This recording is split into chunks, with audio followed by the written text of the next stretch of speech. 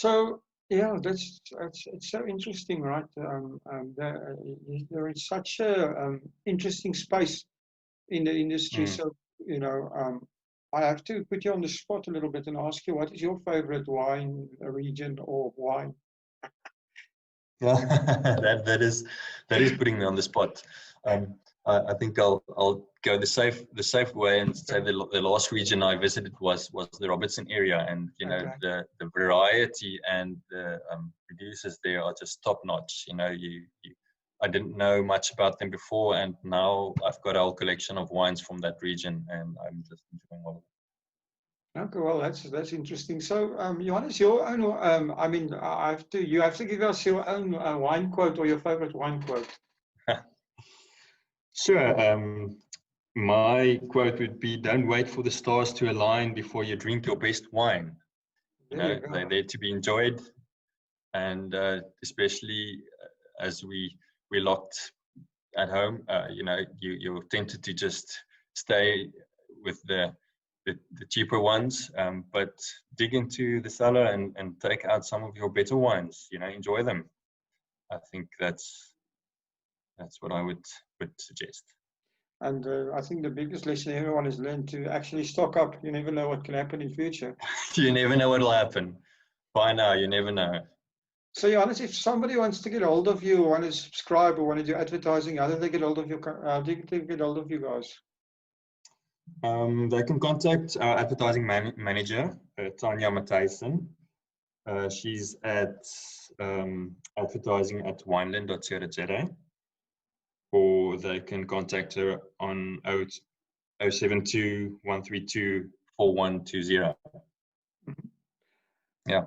And yourself, if a wine producer or somebody sitting out there that's thinking, I haven't been focused what do they need to do to get your attention to come to the area and to write something about them? Contact us. They can contact me personally, Johannes@wineland.co.za. Invite me for a visit. I'd love to come tell your story. Okay, excellent. Do I have to bribe you with a glass of wine? Please don't bribe me, but my cellar is running empty. Right, I understand that one. Johannes, thank you very, very much. I appreciate your time. I know you guys are busy. You guys are still working flat out, right? We're working. We just came into the office for a big meeting today, respecting physical distancing, but most of us are working from home. Yeah. Yeah, I would expect that you guys can actually work from home quite effectively, I would assume.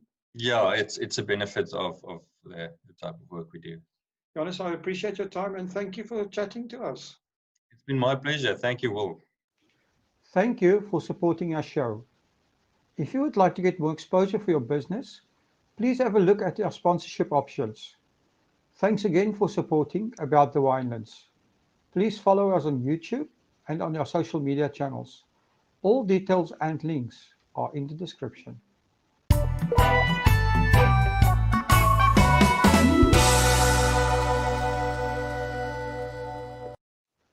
Welcome to About the Winelands. In this show, we will be chatting to leaders, influencers, wine producers, restaurants, and other role players. Tune in every Wednesday, Friday, and Sunday for our latest episodes. You will find us on YouTube, Facebook, Instagram TV, Spotify, Apple Podcast, and Google Podcast.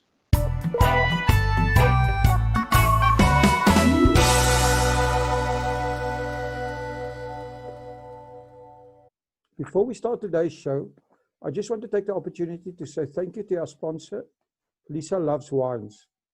Lisa also shared with me that she has a very special offer for our listeners. I'm not sure if our listeners are aware, but magnum-sized bottles are becoming very fashionable in Europe, and I personally think that South Africa will follow suit shortly. So as part of her Big is Beautiful campaign, Lisa will be offering a 20% discount on the Chronicle 1.5 liter from Remoorte. This is a 1.5 liter Magnum, and I will ask the winemaker to give us a bit more information on this wine later in the show. This is a great deal. Father's Day is just around the corner, so I would suggest that you go grab this. We will leave the details and links on how to get this awesome offer inside the description. Now, on with today's show.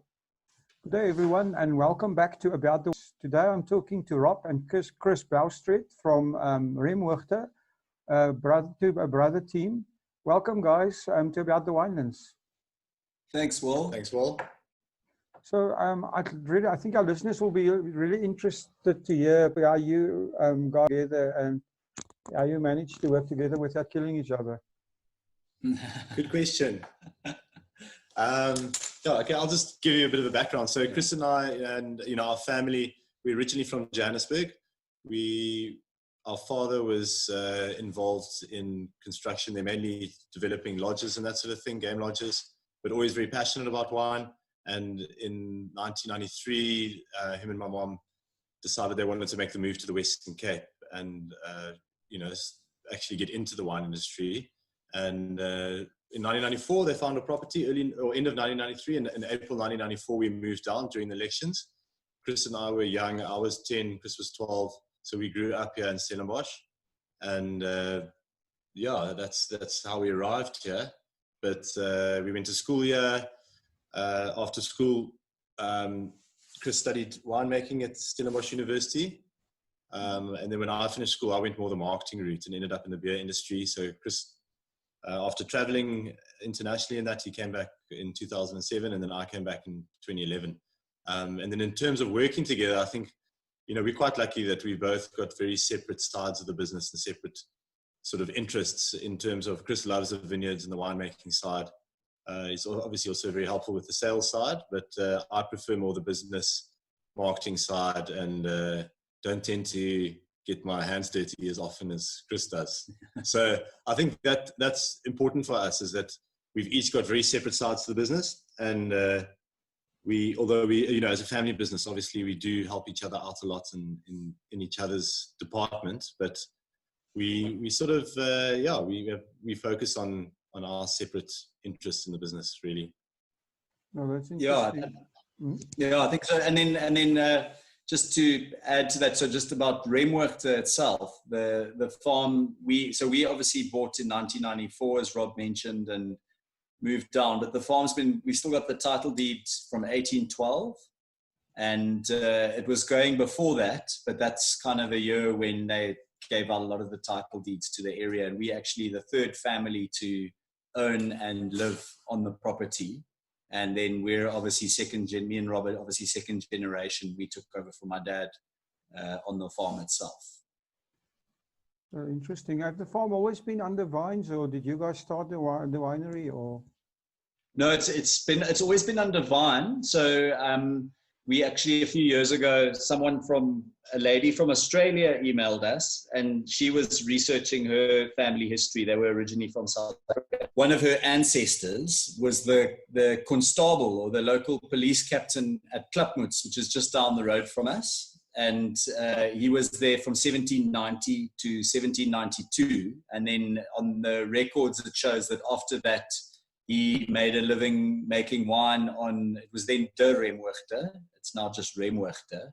So we know it was going from then, and they mentioned winemaking then, but when we took over, there was no winemaking happening. It was just growing, but vines have been here from the beginning. But obviously it's changed a little in that all the vines were planted kind of in the valleys and lower down, where since we've moved all the vines higher up, so up onto the slopes, looking for more exposed sites and sort of steeper slopes, better sites for vineyards. Well, that's interesting. So you guys actually were the first people to actually make your own wines. I assume before that it all went to a cooperative or something, the grapes. Exactly, yeah. So like a lot of the South African wine industry, it was, especially in apartheid, it was very, everything was kind of quite controlled, and most of the stuff went to cooperative sellers. There was very few independent sellers. But my dad made the first wines here in 1995. So you have your wines are exciting. Can you tell us a bit about your wines, and also the free to be wines? What does that mean, and how did it all start? Yeah, so I think first and foremost, we're passionate about being an estate. So from vineyard to bottle, we do on the property itself.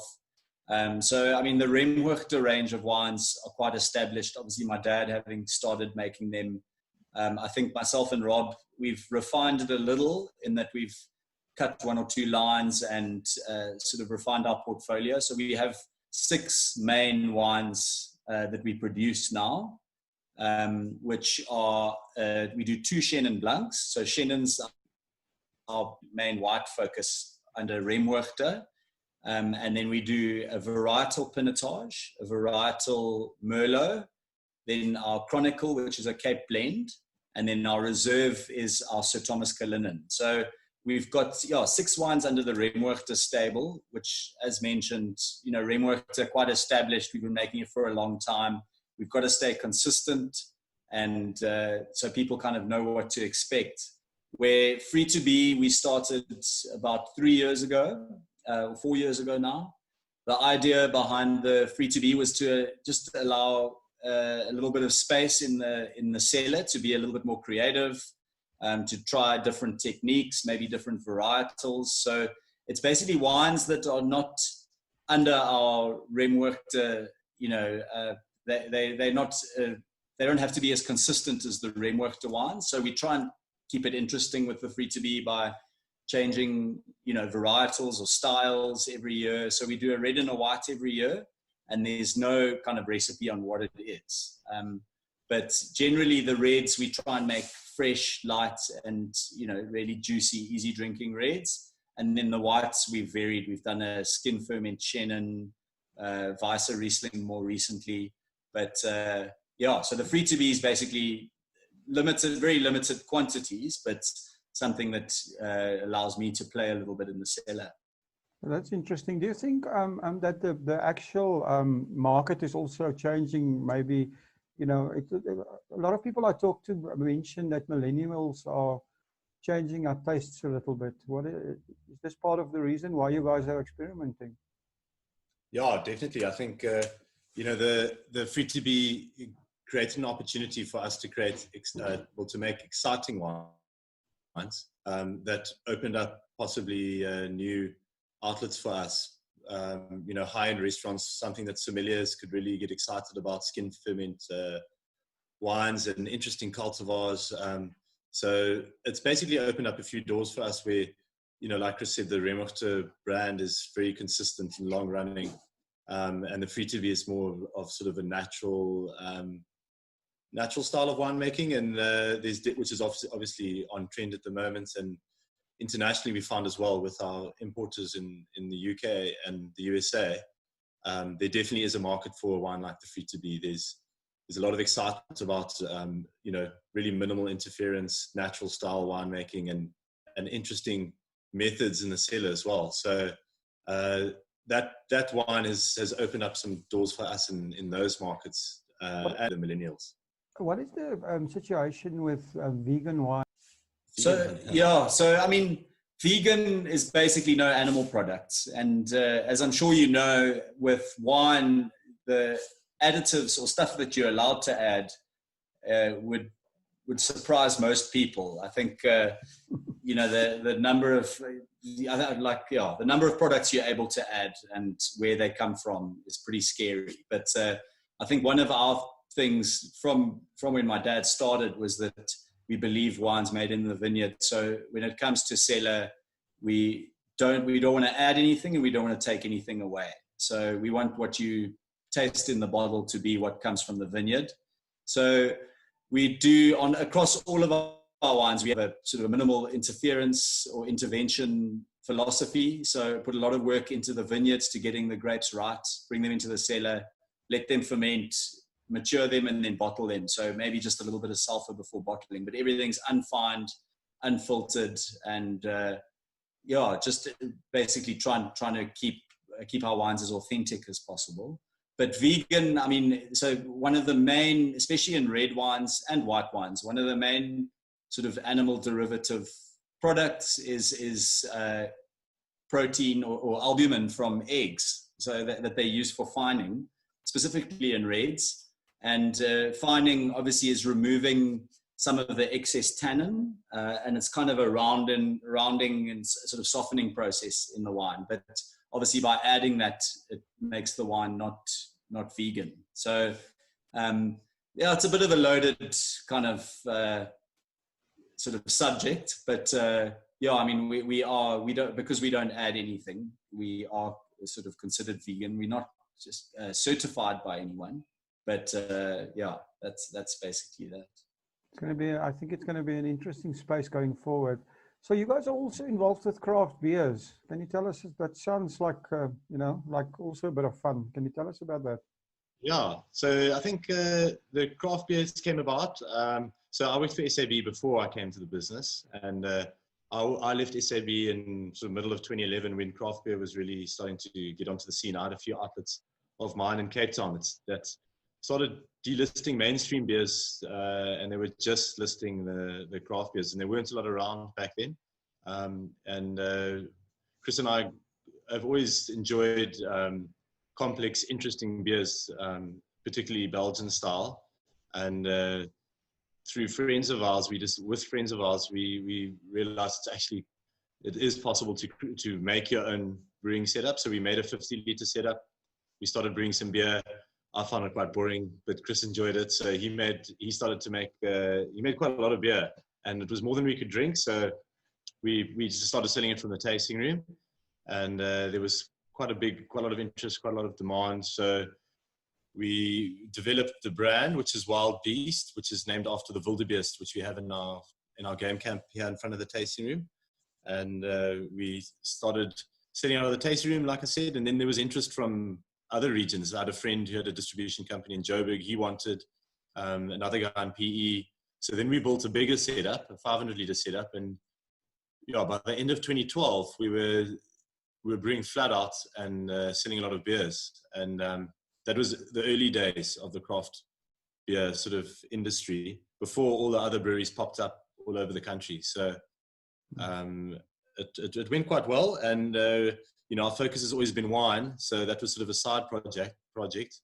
And you know, as soon as it became a bit more competitive and everything like that, you know, we decided just to focus on the wine. So we still sell the beer from the tasting room. We've got a few retail stores in and around Stellenbosch that stock it.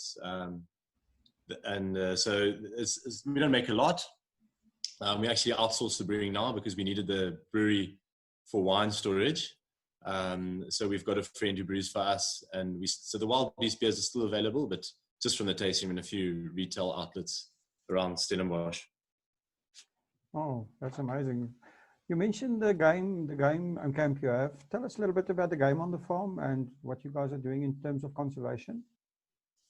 So yeah, so I mean, basically the game started just as a, you know, moving down from Johannesburg, we used to spend a lot of time in the Lowveld. And like Rob mentioned, my dad, before we came down here, he developed a few game reserves, and wildlife has always been a passion of his. And I think when we set up down here, we removed a lot of the vineyards, as I mentioned, in the valleys.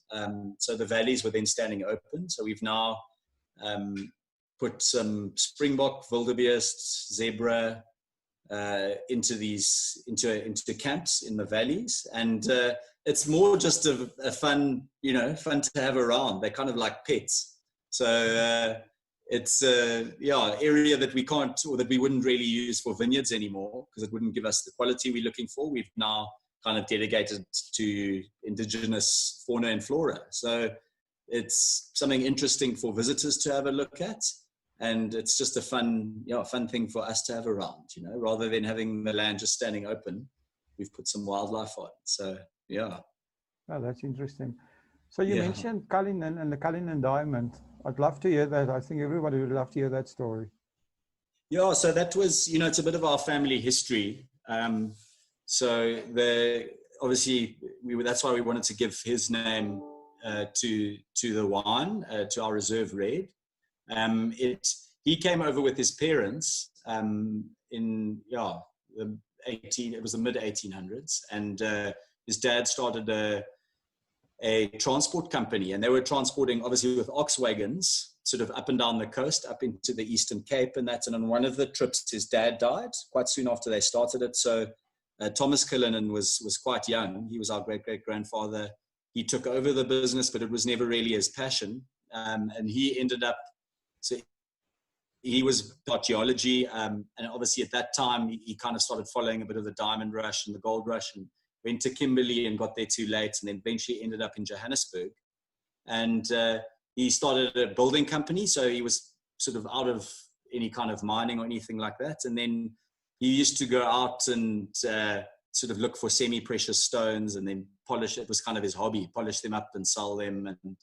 And he found, in doing that, he found a volcanic chute outside Johannesburg. It's where the town of Cullinan is today, where he thought he might find diamonds, and ended up buying the farm where this volcanic chute is on. They started mining it. And in 1903, he found the biggest, it was at the time the biggest uncut diamond that had ever been found.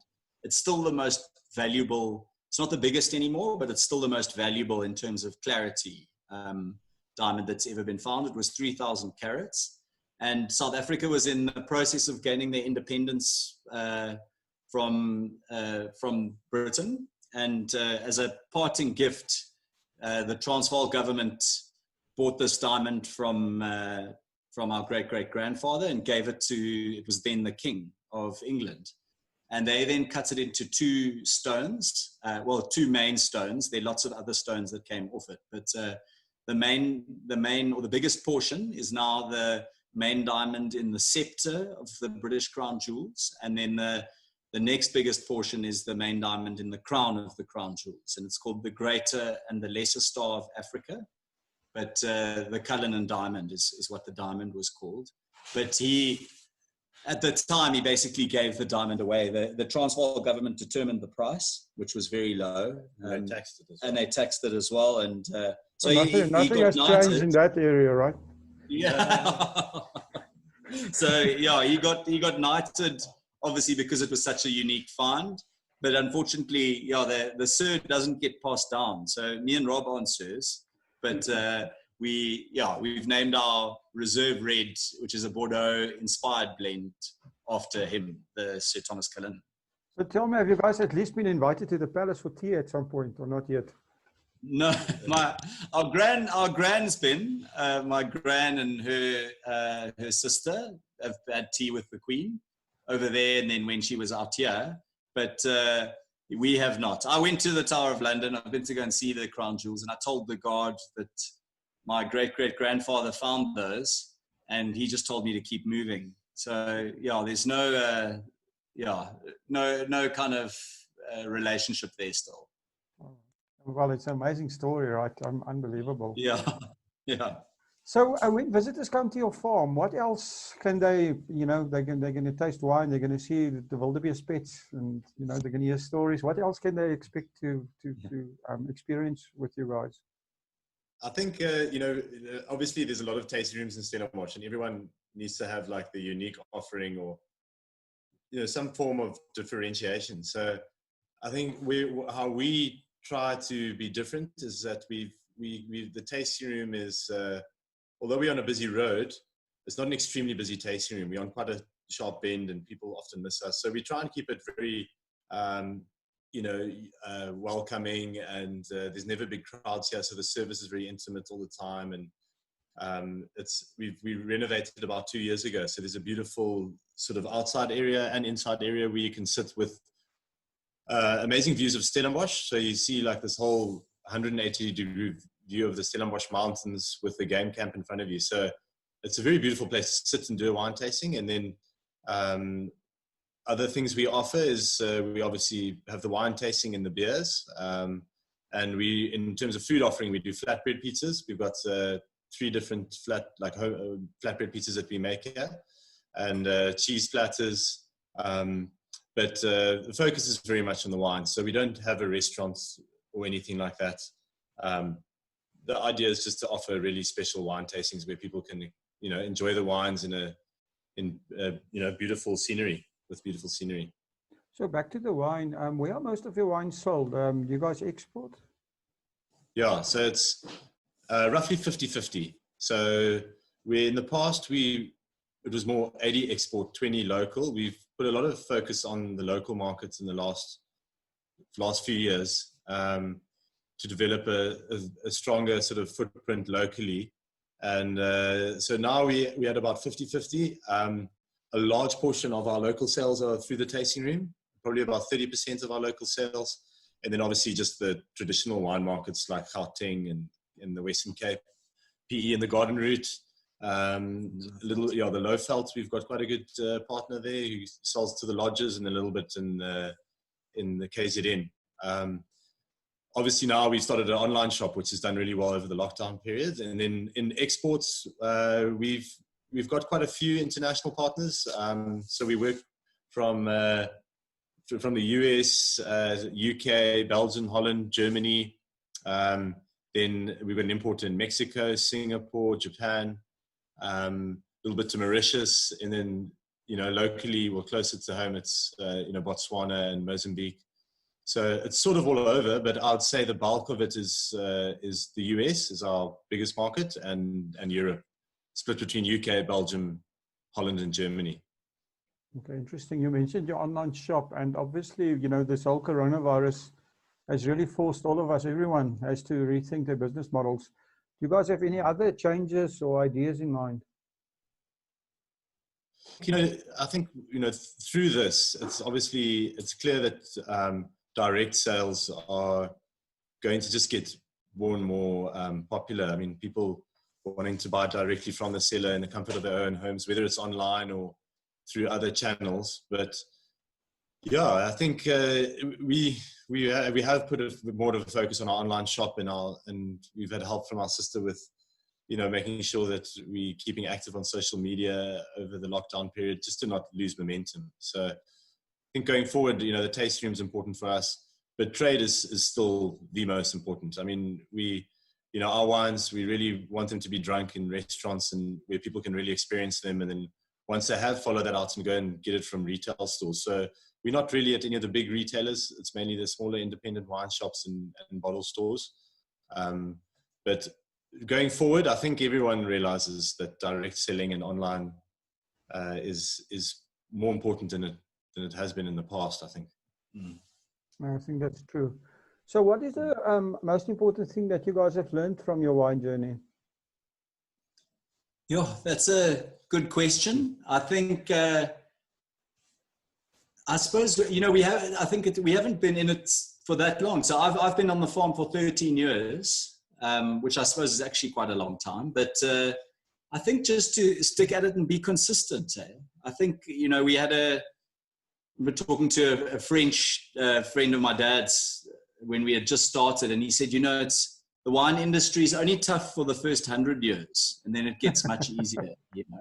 So I think it's just keeping at it and staying consistent, you know. And I think that's where we've got to be a little bit careful nowadays in following fads and fashions and what's in and what's not. You know, I think we just want to do what we do the best we can, and try not follow these sort of fashions and fads, you know. So, I mean, we've been looking at what varietals to plant over the last little while. And, you know, we know Bordeaux varietals and Pinotage, it's what we do best, you know. So we're going to stick at that. And what we're planting now has got to be working for our kids, you know, in 20 or 30 years time. So the vines are still going to be there, and they're going to be producing fruit at its peak. So I think it's looking long term, not really living in the now, and not following fads, which is very kind of, it's foreign in the environment that we kind of in at the moment, you know, in the kind of everything must happen now. You know, it's looking at stuff long term is, I think, something that we've really learned to do, and not to get kind of flustered or phased about what's happening in the short term. I think that's a very important business lesson. You know, if I'm just thinking back to, if you look at a place like Champagne with its history, and they've always followed the fads in marketing, but the product remained consistent over the years. Yeah. So I think that's quite interesting. Can you guys give us your very own wine quote? Sure. You can invent one if you don't have one. Or steal one. A wine quote. A wine quote. I'm quickly thinking of one. Wow. Sure, that you've really put us on the spot. Yeah. We will have one after this. That's for sure. But maybe you we got have a glass of wine first Have you before got a- you guys can come up with one. Yeah. You'll come up with a few then. Yeah. Yeah, I can't think of one now. I think, yeah. Well, anyway, you stumped while you guys are thinking, I'm sorry I stumped you there. I've heard Lisa from Lisa Loves Wines whispered in my ear that she's looking at doing some campaign on Magnum bottles, and you're producing one called the Chronicle. Can you tell us a bit more about this wine? And also, so the Chronicle, we actually, the wine itself began in 2002. It's our estate blend. And the concept behind the wine was to make, we've got our Merlot, Aspect Merlot is very site specific. It's a single vineyard. We do a very site specific pinotage. So our single varietals are from very specific sites on the property. And I think one of the things that makes South Africa unique in terms of a wine area anywhere in the world is just our diversity in a very small space. So, I mean, we've got a 55 hectare farm. We've got slopes that face every aspect. So we've got north, east, south, and west facing slopes. We've got about 17 different soil types. They're obviously all similar parent materials, but very different soils depending on where on the slope you are. So I think, we've got this incredible diversity in a very small space. And the idea with the estate blend, which became the Chronicle about 5 years ago, we wanted to make a wine that represented the estate as a whole every vintage. So we take a component from every one of our vineyard blocks, and I use the amounts of each component vary every year. So there's no recipe to the blend. We just try and make the best blend we can each year. But I use a component from the whole farm, or components from the whole farm. So it basically chronicles every vintage on the farm, where the Pinotage, the Merlot, our Sir Thomas gives you kind of a very site-specific snapshot, is like an overview of the whole property. So it's a Cape blend. So it's all 4 red varieties we grow on the property, which are Shiraz, Cabernet Sauvignon, Merlot, and Pinotage. And basically, I make everything separate. So I keep each block separate for a year. After a year, we'll make up blends. So we rack it, go back to barrel for another year. So it's 2 years in barrel, all French oak, and then racked and bottled. And the idea with the magnums of the Chronicle is that we wanted to, specifically on that wine, do a magnum. So obviously 2 bottles at a more competitive price. So it's less, it costs a little less than what 2 bottles would cost you.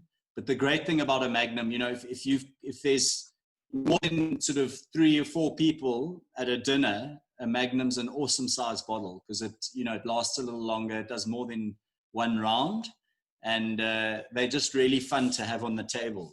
There's something about drinking wine out of a magnum, and then also it matures really well in magnums. So there are a lot of benefits to larger format bottles, and we wanted to basically bring that at a good price.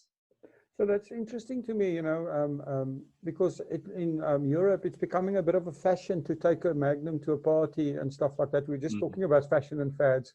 Do you guys think it's going to be something that will take off in South Africa a bit more and become a fashion? I don't know. It's such a good question. Well, it's very difficult to say because people still always tend towards 750s, to normal size bottles.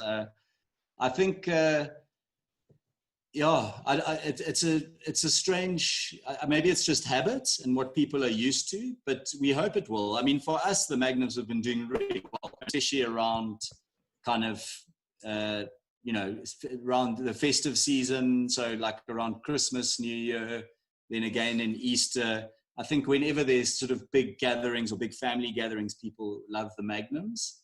But general everyday wine shopping, I mean, I think it'll always be 750s. But, the other thing the Magnums they're big to carry. They, to fit in a fridge, they don't fit as easily. So I think hopefully it's something that takes off, but I don't think it'll ever overtake 750s. Yeah, I think. Well, at the moment, there is something coming up where Magnums could be a little bit of a gift, and that's Father's Day, right? Is soon. Yes, absolutely. So anybody listening should go grab a Magnum from you guys for Father's Day. I think it's a fantastic gift. Yeah. Cool. So guys, when how do people, if people want to get hold of you, how do they get hold of you guys? How do they buy your wines? What is the way? The best would be through our website, which is www.remhoogte.co.za. We've got all our contact information on there, and info. There's tasting notes on each of the wines, a bit of information about our accommodation and our tasting room. So that's got all the basic information. Otherwise, anything more, they can contact us directly. So email addresses and contact numbers are on the website as well. Otherwise, Instagram, we Remhoogte Wine Estate, and the same on Facebook, which is a good way just to see what we're up to as well. And then also just to add to that, I think we've got a YouTube channel. So if you just YouTube Remhoogte or Remhoogte Wines, we've got tasting notes. I've sort of gone through every one of our wines. So if you're drinking one of our wines and you want to know a little bit more about it, have a look at that. They are also on our website, but you can check those videos out. So I think Rob's pretty covered everything. Yeah, the YouTube one is great because Chris has done a tasting video on the Chronicle. So for those of you who buy the Magnum, that's a good opportunity to get a detailed tasting by Chris on the YouTube channel. That's amazing. I mean, I think that is also a way forward, right? To get that information and awareness about your wines and stuff out on platforms like YouTube is absolutely awesome. Yeah. Guys, it's been such a pleasure to. Yeah, sorry. No, yeah, I think that was also a result of this whole lockdown. Just trying to be more like I usually. So Rob generally does Europe and the East, and then I do the US twice a year, and it doesn't look like those trips are going to happen this year. So we started it for them, to do basically have videos where sales staff could show when they are doing tastings, and we've had good feedback just from the general public. So it's a cool thing to check out when you're tasting one of our wines, is to actually have a look at the tasting itself. Well, that's awesome. Guys, it's been such a pleasure talking to you. I mean, it's been very interesting. Thanks. I know you guys are busy, so thank you very much for spending the time. And good luck with everything. And hopefully we will be back to normal before we know it. Thanks, Will. Thanks for your time as well. It's been great to tell you a bit about Remhoogte. Yeah, thanks, Will. Thank you for listening to today's show. Just a quick reminder that you can get that 1.5 liter Chronicle at a 20% discount. So hurry and get in touch with Lisa at Lisa's Loves Wines. The link is in the description. This is, like I said before, the perfect Father's Day gift.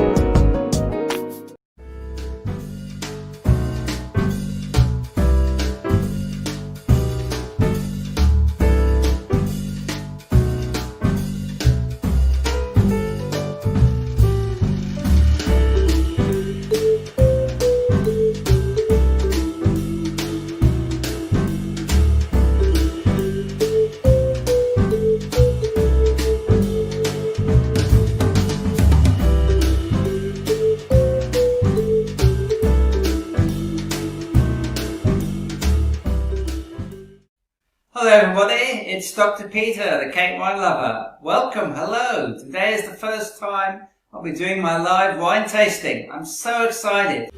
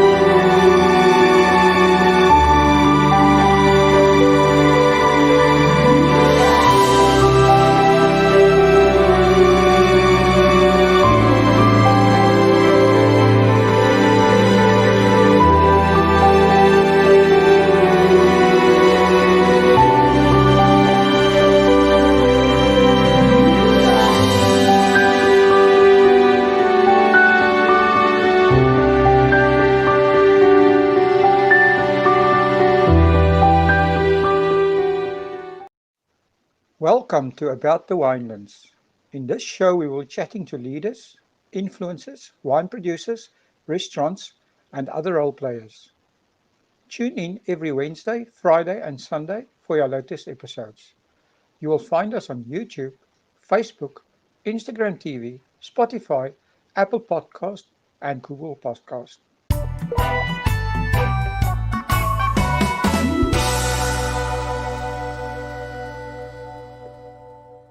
Hi everyone, and welcome back to About the Winelands. Today I'm speaking to Fred Hart. Fred Hart is from Uncork, SA.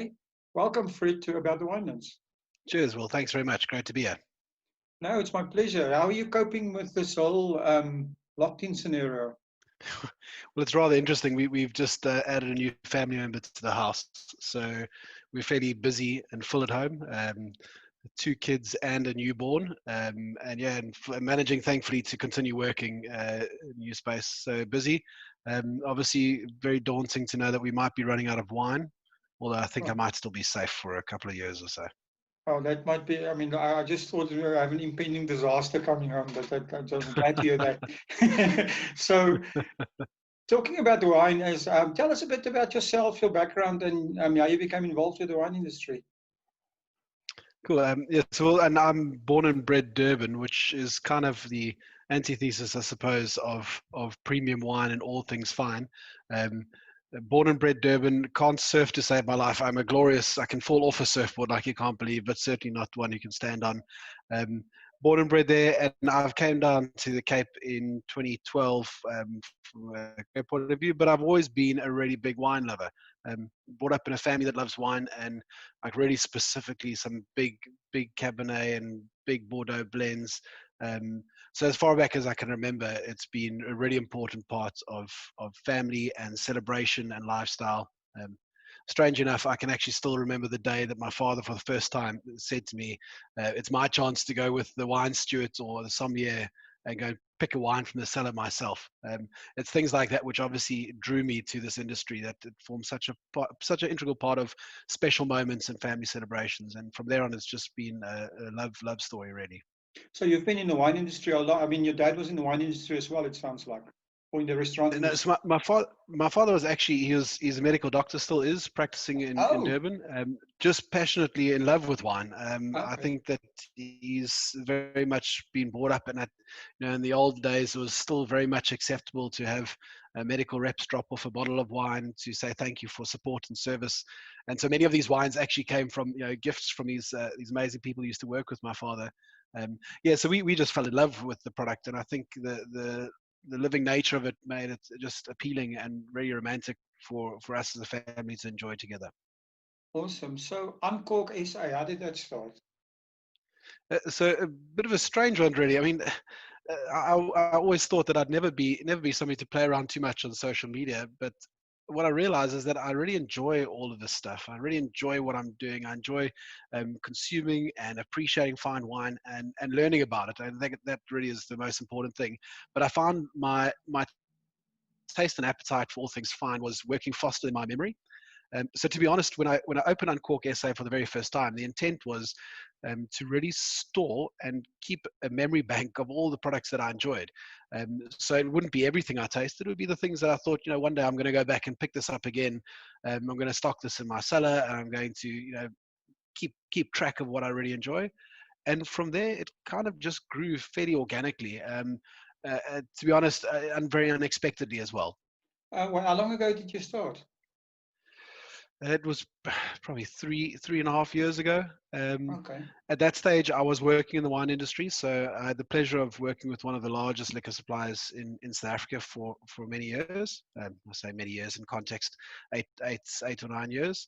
And it was really that space where I was able to, my passion for wine and spirits was able to develop further, become more than just a sideline interest, but become something that was keenly aware of, and I wanted to further enhance my skills on. So as I kind of began from 2018, probably say 2018, the beginning of 2018, I started it. And within 2 or 3 months, it started clocking up a reasonable following. And I don't think I really kept track of how many people were engaging and how many people were talking or how many people were following. It was never really that exciting for me, but it felt like other people became interested in that. And obviously it's just snowballed, and the amount of time I invested in there just really started picking up as well. So I'm interested, right?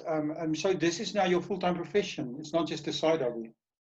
No, so it is still very much a side hobby. I have left the liquor industry directly. I now work in the data science world, in customer data science. So I've left directly that space, although what I've realized is there's still a keen interest. It has always really revolved around people. So even what I'm doing now is still the same token. What has happened is, since leaving the liquor industry, I've been able to really stretch out my wings a little bit further and Uncork, and start digging deeper into the area that I'm passionate about. But that being said, it's still a sideline. What it means, I suppose, for Uncork in general is that it still remains a really 100% authentic recommendation site.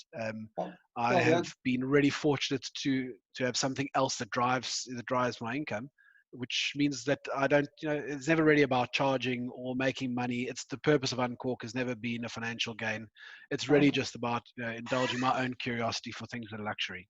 So Uncork itself, I mean, I know you've got quite a big social media following, but is it your blog is basically your real passion, right? Is that what I understand it correctly? Is that, I mean, what other places do you have, where you actually do reviews and stuff like that besides your blog? Or is your blog the main thing? Yeah, so and really on Instagram is probably the the primary presence holder of Uncork. I suppose it was really designed that way. I found the visual appeal of Instagram good. It meant that it aligned very much to what I was trying to do with Uncork when it started developing. As I started crafting where I felt that it should go, and actually as I was guided by other people who follow and talk to me about it, there was some visual appeal in what was being presented on Cork. And more importantly, it helped to kind of declutter and kind of remove some stigma and overcomplication in the wine industry. A great visual, a quick description of wine, and a personal view on rating.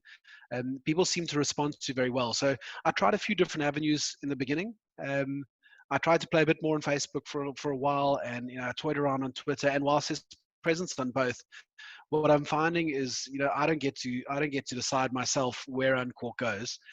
There's a community that choose where it goes to by how they engage with the content, and the more they like and talk and want to explore different areas, the easier it is for me to understand. And I love the fact that it is very much a community. And I've almost love the idea that social media is not it's not just about sitting behind a screen and being a separate person.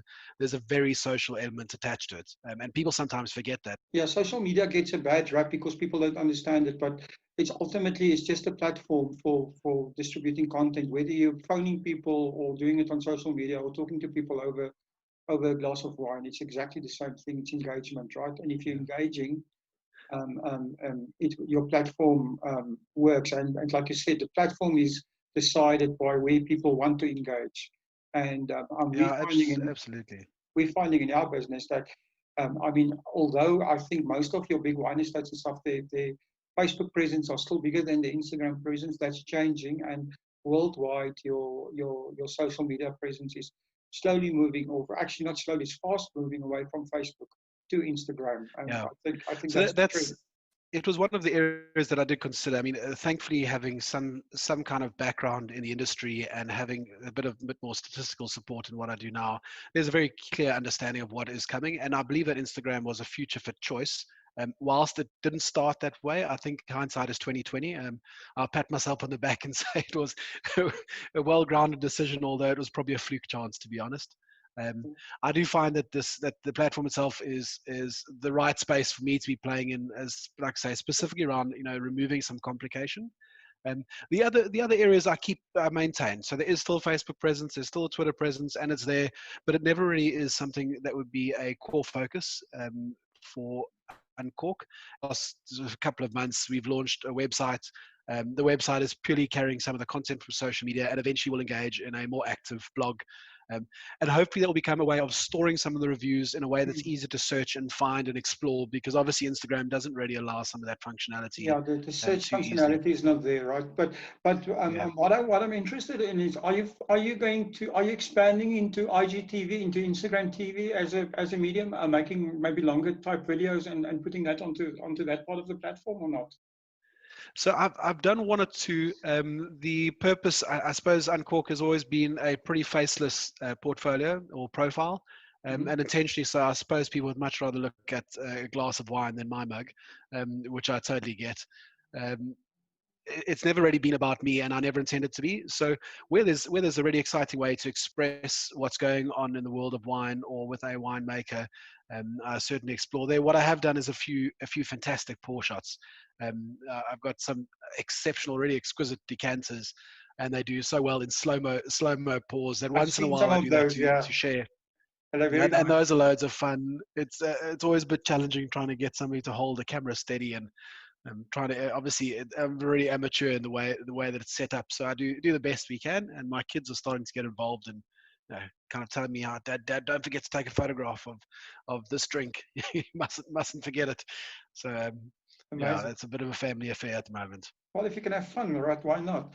So, what I want to Absolutely. know from you is I mean, I'm going to put you on the spot here, but what's your favorite wine and wine region?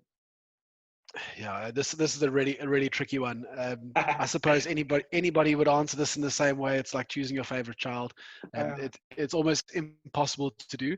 But what I can talk about is things that are really impressing me at the moment. And one of which is not so much a fad. It must have been about 2.5 years ago. I tasted Eric Umare's wines for the first time. Really fortunate to have met up with her partner and have a conversation, and tasted her 2015 Cabernet Sauvignon. It is still, without a doubt, one of my favorite SA wines that I've put to my lips. Really an impressive wine, and across their entire range, there are a few others that really stick their heads up. As a varietal point of view, I think Cinsault is really interesting at the moment. Lots of cool developments there, although probably a bit more faddish. I don't know if it's going to be as sustainable as other, but yeah, tricky to pick a region. It really depends on a combination of things. I really am all about relationships and the producer and the story and the way in which they treat wine, which is probably what has really taken me back with Erica's wine. But because it's on my doorstep, Stellenbosch really does have a very close place to my heart. It's the style of wine that I enjoy. It's really focused on big and bold profiles. That I and most of the wineries that I tend to stock up on happens to be in this area. And in the short term, I've found a lot of interest coming up in the Elgin region. It's obviously picking up, and always it seems to be on the up and up. Cool wine is just something that I just find the sophistication around it fantastic. And yeah, there are a couple of wineries up there that I'm starting to explore a bit more, get a bit more time with as well. So the whole tourism area in that area is developing a lot. You have almost like an agri-tourism hub there that's starting to develop with your wine and also other stuff happening. Yeah, I think the diversity that we offer in the Cape is just exceptional. Previously it may have been a really finite approach to a few smaller wine regions you're going to. There's absolutely no doubt, and I'm hearing more and more, and again, not really my view, but people who I interact with really often saying, when they come to the Cape, they don't even visit this side of the mountain. They go up over the hill into the Elgin region, Hemel and Arder, and go and explore there. That is just their thing. The wines that are there are exceptional for them. They have great relationships with wineries. And I'm finding there's diversity, and they look at that in comparison to Swartland. Head out to Riva Castile and see what's being done out that side. We just have the most remarkable wineries and regions to explore, and I don't think anybody has enough time to get to them all. What a privilege to be able to explore them, even if it's just through a glass. You know what? Lots of people don't understand what we have here in South Africa. I mean, to understand that you really need to go explore some of the wine regions in the rest of the world. And then you realize that what we have here in terms of, the total offering, in terms of how you are greeted in the whole winelands, how you are, how it's presented, the tourism and everything that goes with it is really unique in the world. Yeah, and that's such a big part of Uncork, and I said earlier that the purpose of this has never really been to make money. This is it's not a personal story to tell. The core behind Uncork is really about telling a story of craftsmanship through the lens of producing great wines and spirits in our country. It's all about talking about people who are doing exceptional things or making exceptional things, and my only hope is that it inspires somebody to get in a plane and fly here, or get in a car and get out and go and see a winery and taste something unique. Just try something different. Obviously, when it's again possible. I hope that in some way, if there's one or two people inspired to do that, it feels like it could be a win for Uncork, and hopefully for the wine industry. Do you ever get the wanderlust to actually also maybe do the opposite? You yourself getting on a plane and flying to other wine regions of the world and writing about them a bit, or is this not really something you're interested in? Absolutely, and I've been really fortunate to have sample wines sent from a few other countries. Some really interesting stuff, and some not always so great. Looking just for a favourable review, I'd say. I had the privilege last year to travel through to Bordeaux and spend a bit of time over a couple of days exploring. It also is never really enough to explore the entire region. And coupled with that, I actually spent a week or so in Scotland wandering through through some of the whiskey distilleries as well. So yeah, and there's no doubt those are absolutely wonderful trips. I think they tend to be once in a lifetime trips, particularly with family. When we go on holiday, we head east to Indonesia and find ourselves on a beach really quietly sipping back on something a little less sophisticated. Okay, awesome. So one of the things is very obviously, Uncork is almost, becoming like a influencer in the wine industry. So I would think that sometimes it's to a winery's advantage if you can write something about them or review them or whatever. So if somebody's listening from a wine estate and they want to get your attention, how did they get you to actually drive a bit further than Stellenbosch maybe, or maybe go to a place you haven't been to and get your attention to come to, taste the wines and write something about it?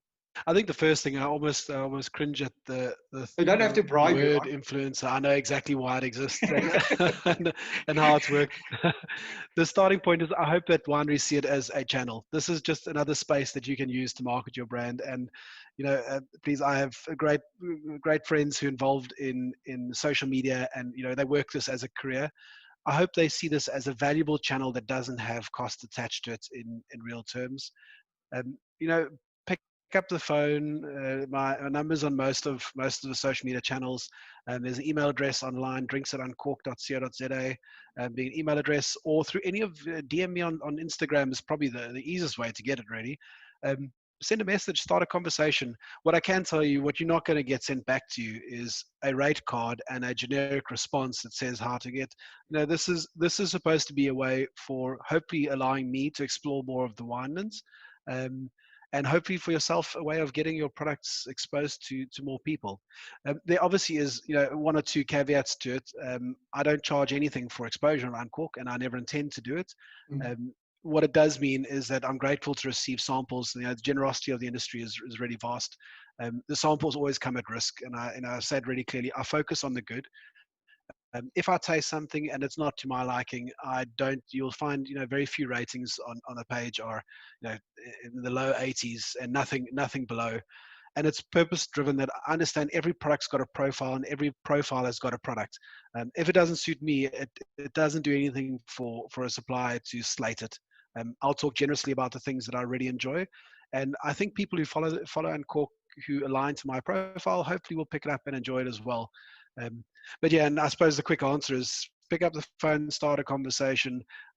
I love chatting to people who are, you're just interested in knowing what's going on. Never mind, the exposure you get, great.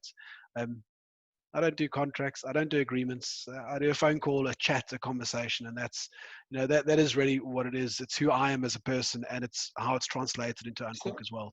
I think, I've had quite a few people, quite a few big wine estates have conference facilities in that, and what they do, and I think this is where wineries can learn. They would go to professional conference organizers, and maybe invite them to come to and visit on a quiet weekend and experience what they can provide, right?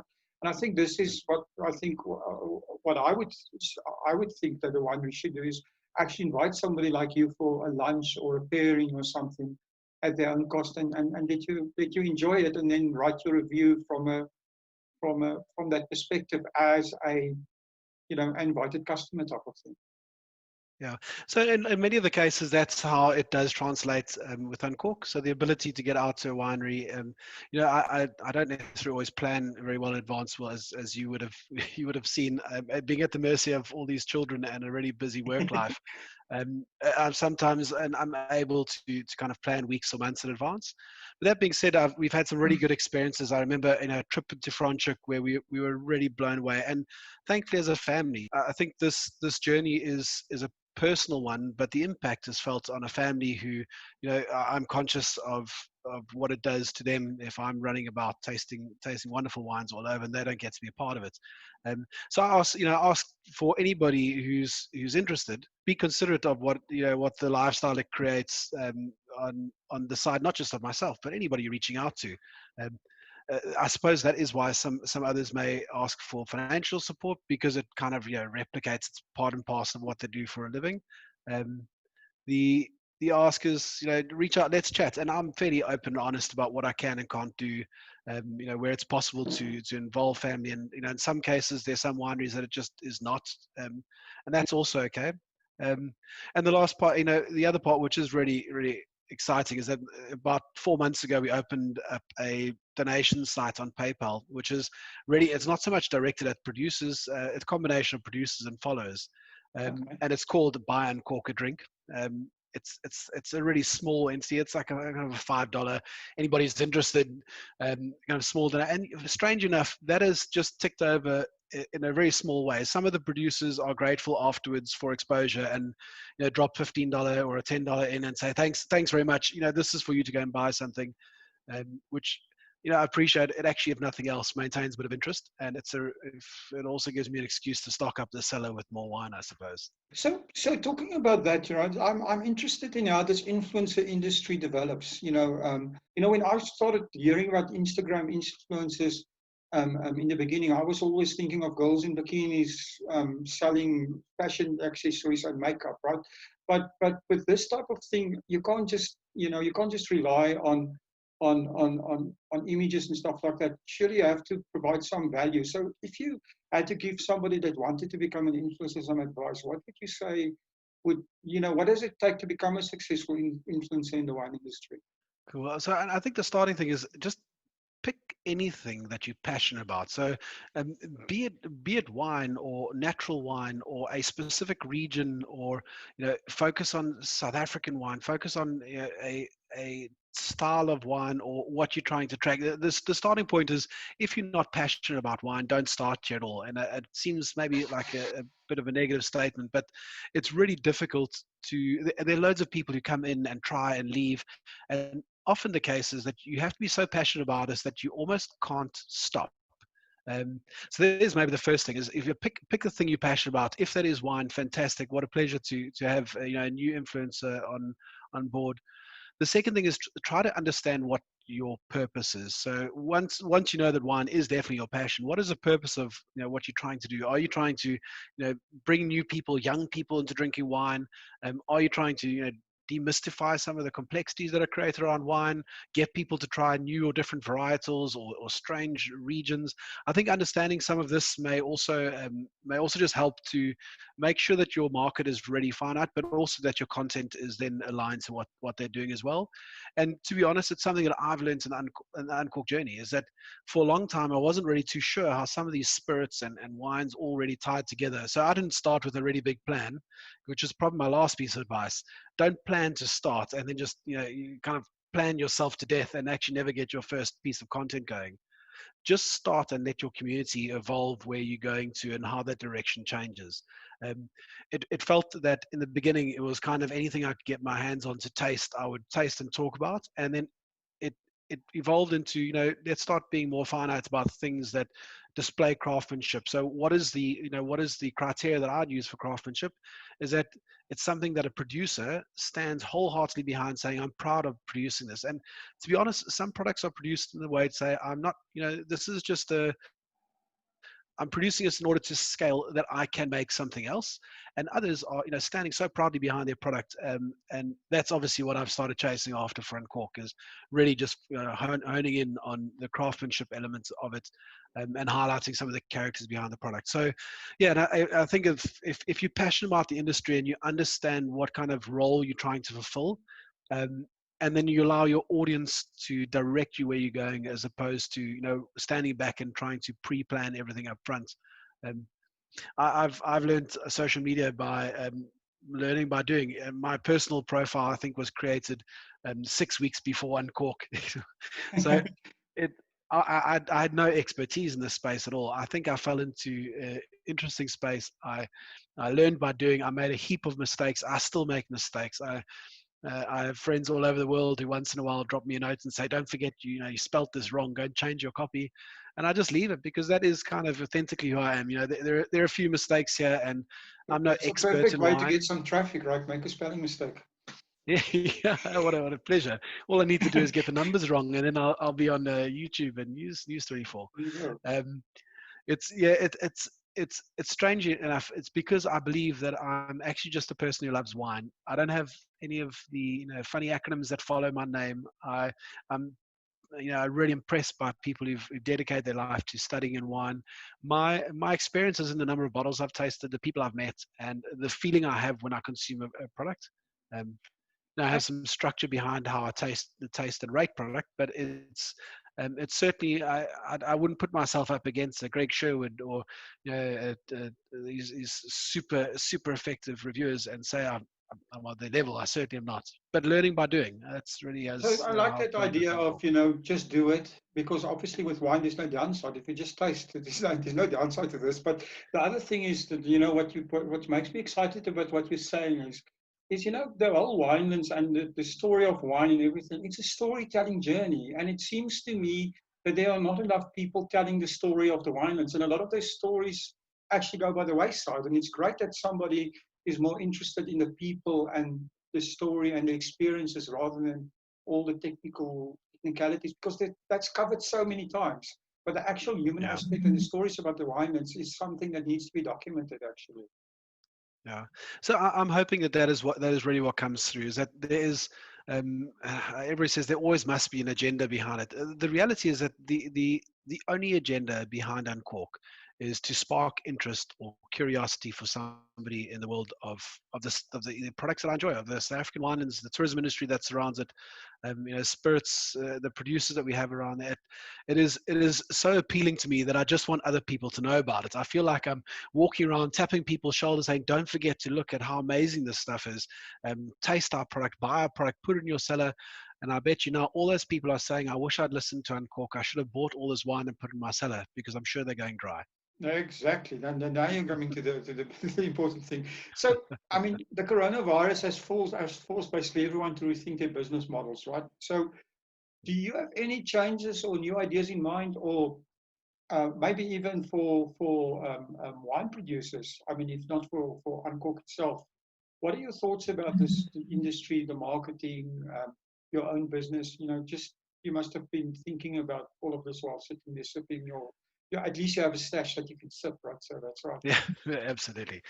Yeah, there's no doubt this has shaken the industry completely. I'm of the opinion that in some of the decisions made are going to really have detrimental effects on the businesses, beyond just wineries, right through the value chain, in the hospitality industry and all. I think what it is going to do is it's going to start propping up a few opportunities for people to really start partnering where there's mutual benefit interests.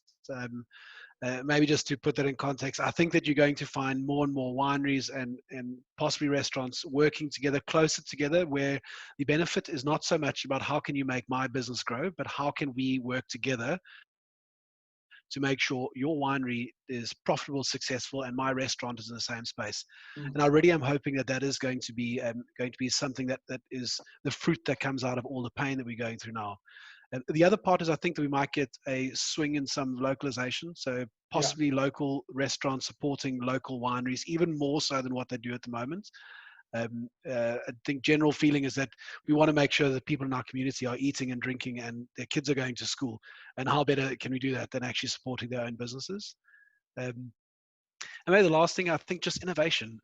It's for me amazing to watch all of these digital wine tastings, and it's not just here. I mean, winemakers doing tastings across the globe of their product as it's available. Some winemakers are only able to do that because their wines aren't obviously being able to be sold locally.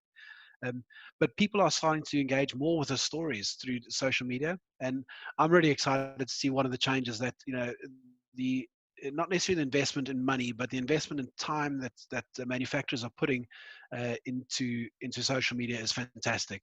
Because this isn't a money area. Spending more money in social media is not the answer. Spending more time is, and I'm glad to see that's where it's going to. More winemakers have been on social media that I've seen in the last 3 weeks than I've probably seen since the start of Uncork. And it's probably a bit uncomfortable at first, but I think that after 3 weeks of doing it, they seem to be really comfortable in front of a camera and understanding which angles work well and which ones don't. I think that's right, and I think also that it will. I think the next step beyond that is that people will see that people want to consume online content.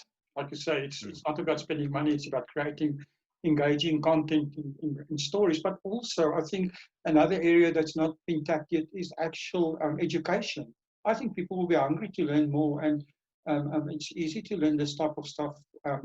With I think online courses and that type of stuff in the wine industry is also going to grow. Yeah, absolutely. I think in general the ability to adopt technology is just it's leapfrogged. There's sometimes at the moment we're just not presented with any alternatives. So what you do with spare time if you're at home and you're not able to work, and you're passionate about this industry, you log onto the internet and you find something to read about, a new article.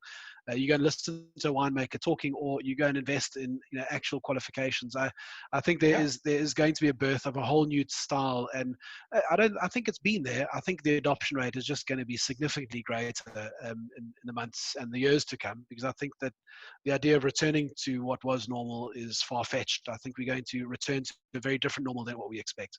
I agree with you. I think, like you say, it's just the process was there anyway. It's just been accelerated.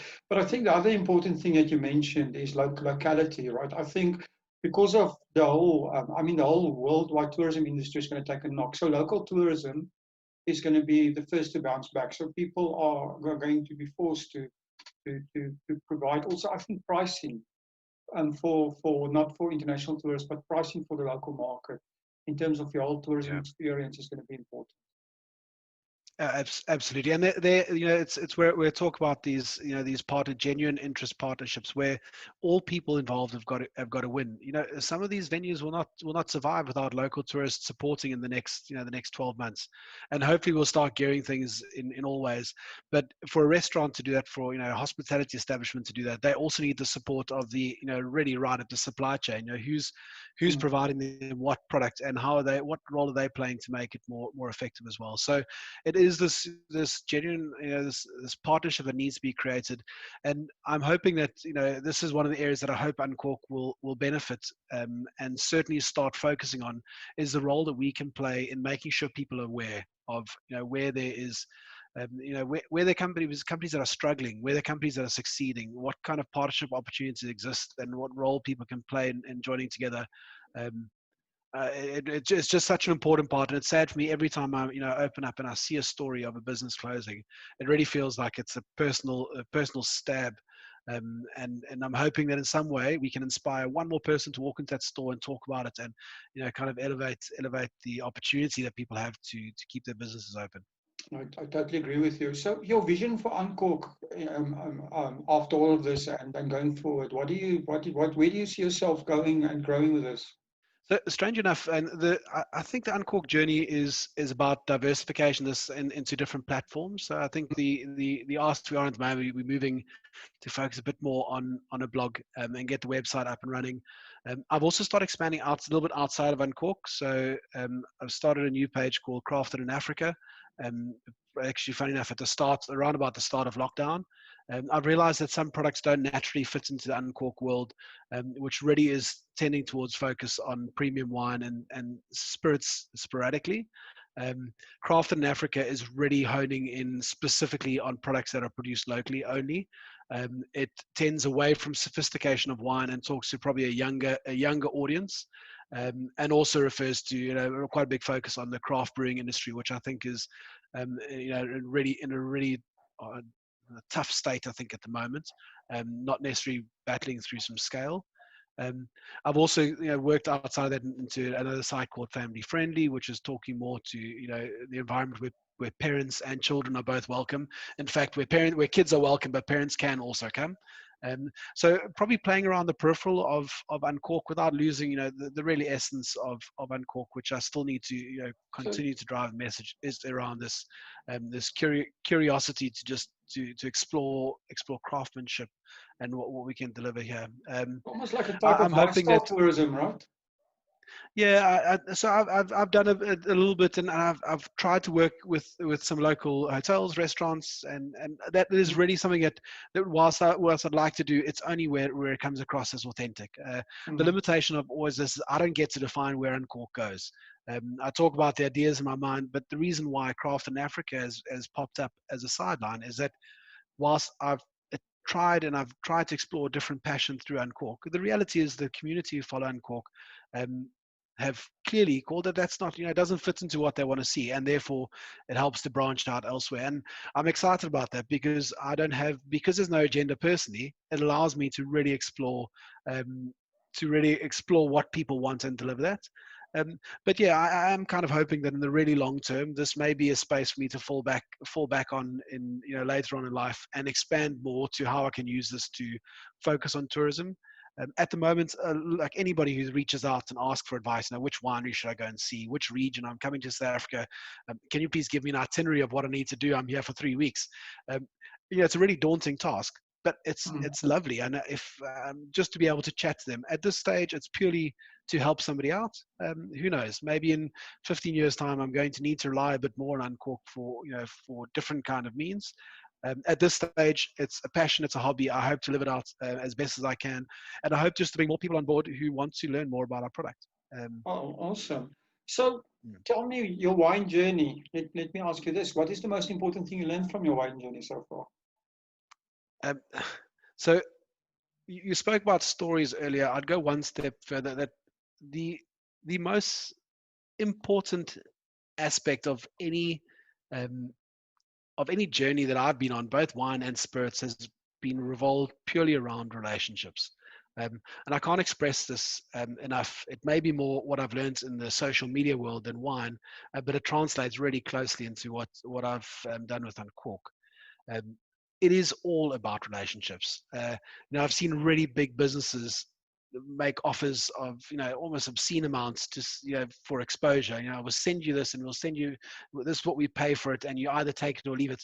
And the response is always from us, I leave it. I have no interest whatsoever in doing this. What I've worked with from the start is a producer picks up the phone or drops me a DM and says, hey, have you heard of our product? Are you interested in trying it? We'd love you to come out to the estate if you can. If not, can you give us an address to send through a sample? And it doesn't end there. If I do taste, I actually want to hear from them. I want to hear what they thought about the wine, what they thought about the vintage. And when I say it all revolves around relationship, it's because it is impossible to unlock that story without a true relationship.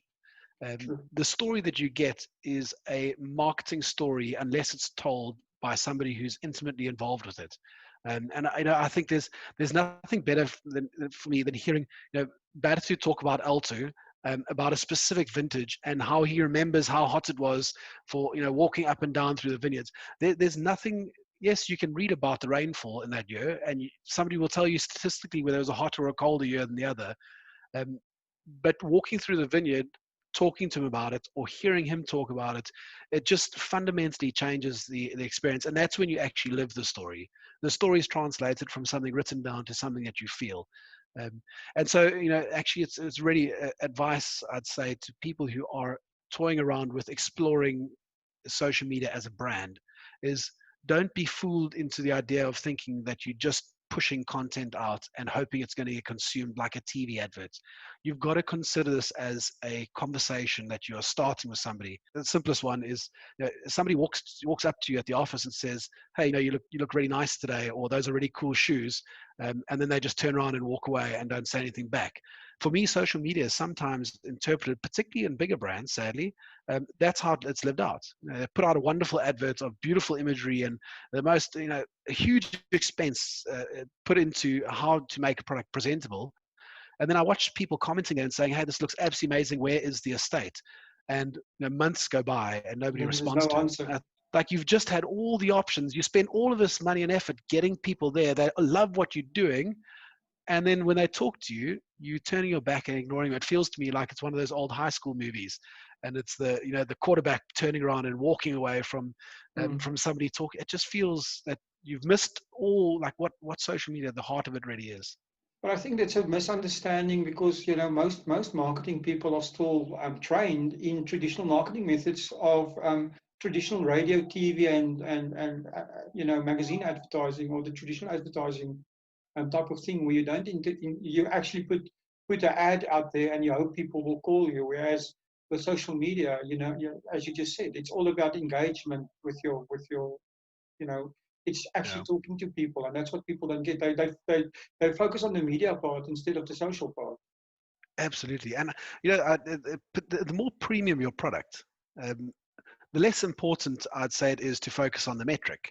It's one of the areas that we often see, like these statistics come through about the engagement percentage rates, and yes, those are really important. I suppose you have to consider them, and they are important to know, particularly if you're spending money in this space. What you're getting back for it.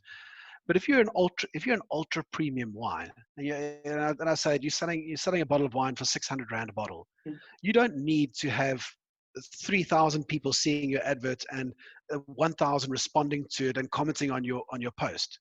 What you need is somebody who absolutely loves what you're doing, who's engaging with you consistently, and they're willing to put in the money to go and pick up your product and buy it.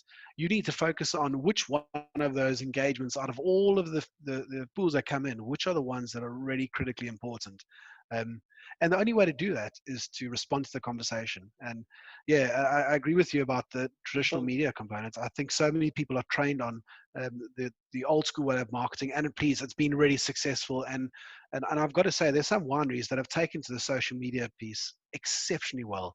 In most cases, when the response comes back, it is generally from somebody who is intimately involved with social media from a different aspect and happens to be doing it for the winery as well. Or the alternative is that they're so intimately involved with the wine that they can't help themselves but spill the story in their conversation. It just comes, the passion of what they do just literally comes through the words as they write. I love the romantic part. Yeah, I totally agree with what you're saying. It's the difference between having a sales orientation and building a long-term viable brand and loving your brand. And ultimately, if you want it to work, I will put money on it that where it works is where the owners of the farm or the owners of the estate are personally involved because they love their brand. Absolutely. Look, I think that there have been examples that I've seen of bigger corporate players, and what it always comes down to is an individual who takes personal ownership, whether they happen to be an owner or they happen to be an employee. When there is an individual who loves so much what they do that they can't help but behave like an owner, and that's really where you have the ultimate win. And to be honest, for a corporate, they get the best benefit of it. Individuals who behave that way because they're behaving as the owner mentality is just so important. But that works in all aspects of managing a business, not just in the marketing, right? Absolutely. So, Fred, the last thing that I'd like to hear from you is you need to give us your very own wine quote or your favorite wine quote. So my very own one, I'd struggle to create. I mean, there's so many amazing quotes out there. But there's one which comes to mind, which I'd have to steal, and I wish I knew who it was authored by. But it taps on two things which are really important to me. So it goes like this: right? Wine is a little like love. When the right one comes along, you'll definitely know it. That is a very good. I actually love that one. That's I haven't heard it before. So that sounds like something that Mark Twain would say. But it does sound like it's come straight out of a poet's mouth, right?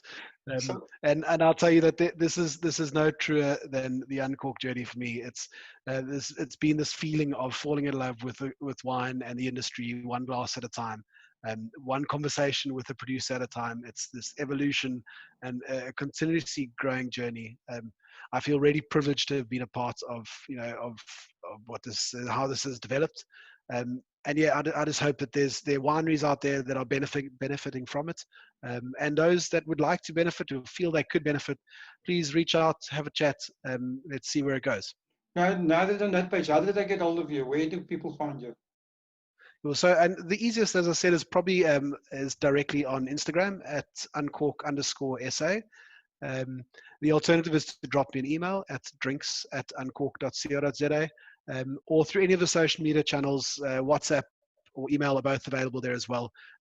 You'll be surprised that every comment that comes through, so you don't need to send a DM, it helps, but every comment that comes through on Uncork, I follow, read, try to get involved with. And if you struggle one way or the other, please try a different channel, and at worst come worst, go straight onto the website, www.uncork.co.za, and leave us a comment there, and it drops straight through to my mailbox as well. Okay, perfect. We will leave all those links, obviously, in the show's description, everything. Fred, it's been an absolute pleasure talking to you. Thanks for spending Awesome, the Will. time. I know you are a busy family man, so I appreciate it, and thank you. Awesome. Well, and thank you very much for what you do for the industry and the people that are involved with it as well. It's a pleasure to be invited, and certainly a privilege to be a part of your journey as well. Thank you. Thank you for supporting our show. If you would like to get more exposure for your business, please have a look at our sponsorship options. Thanks again for supporting About the Winelands. Please follow us on YouTube and on our social media channels. All details and links are in the description.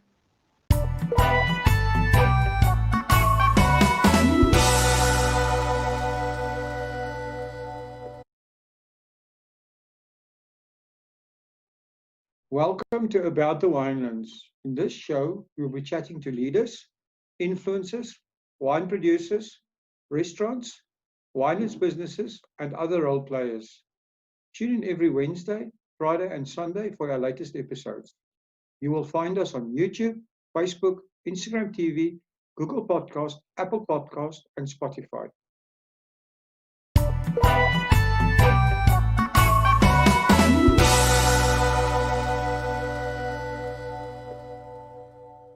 Hi everyone, and welcome back to About the Winelands. Today I'm speaking to Zunia Boucher-Myers from Avontuur Restaurant in the beautiful town of just outside the beautiful town of Stellenbosch.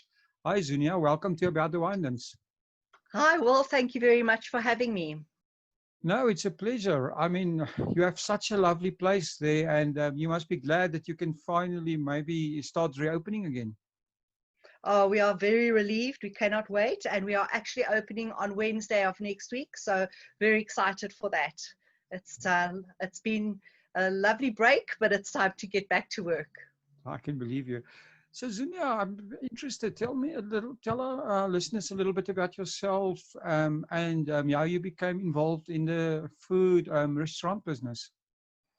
Okay, well, I'm trained as a fine artist, and I've always had three things that I've wanted to do. I've wanted to be a writer, an artist, and a chef. And I'm lucky that I have done all of those things in the work that I do, because I write, I do our own marketing, and I take the photos of our food and the beautiful farm on which we have our restaurant. And my business partner, Melanie, is a trained midwife. So she comes with the A-type personality, and I love to say I come with the ADD-type personality, and together we make a really great team. Oh, that's awesome. So Yeah. it sounds like food and art always seems to go together somehow, right? And I mean, I've been at your restaurant. Your food is a bit of art. I love it. Oh, thank you. We believe that you eat with your eyes. That is true. So so food must look beautiful, and it must taste as good as it looks. So how did you guys become involved in the restaurant at Avontuur? Well, I worked at Vale as the pastry chef, and Melanie, my business partner, was the executive chef there. And we were approached by the late Tony Tabor, who was the owner of the Avontuur estate many years ago. And he wanted to have a fine dining style restaurant. And he approached Mel, and she approached me, and together we went and had a look at it. And we just fell in love. What was there not to love? This beautiful wine estate, and it's also a stud farm, so all these beautiful mares with these beautiful white iceberg roses as you drive up the driveway. A visually very beautiful farm because it's on the foot of the Helderberg mountain. And so yeah, we've been very, very lucky to have a location where we have it. It's just magnificent. You know, you've been there, so you know. Well, it's I mean, you've got a right spot there on the R44. So, you know, it's the farm the place advertises itself. You've got the perfect signboard because that road is quite busy. But yes, Avontuur itself, I mean, since I can remember, there's been a stud farm there. That's right. Tell us a little bit of the history of the farm. Do you know it? Yes, I don't know all the history because it's a very old farm. I think it's the original documents go back to about 1880, somewhere around there. But the Tabors took the farm over in the early